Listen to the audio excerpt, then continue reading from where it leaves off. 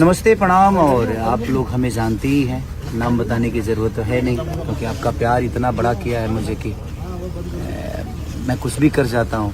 और एक बहुत ही प्यारा सॉन्ग, पहली बार मैं मगही गाया हूँ। मगही के साथ साथ भोजपुरी, हिंदी, 3 चीज़ें एक साथ मिक्स है। और झनकार म्यूजिक भोजपुरी एक चैनल है जो कि बहुत ही प्यारा, हमारे विकास भैया और बहुत ही प्यारे हैं। जितना प्यारा ये है उतना ही प्यारा हम लोगों ने गाना भी किया है। हाँ, गाना प्यार वाला नहीं, बल्कि अभी आप जो माहौल चल रहा है उसी माहौल के हिसाब से हम लोगों ने गाना रखा है।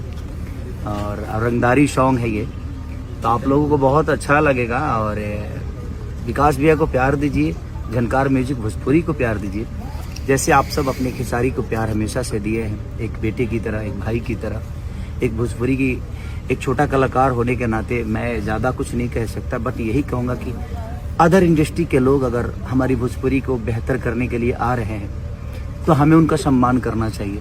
क्योंकि आज बेंगलोर से आकर और उन्होंने हमारी भोजपुरी समाज के लिए, हमारी भोजपुरी भाषा के लिए एक चैनल बनाई है, और उन्होंने इतना प्यारा सॉन्ग किया।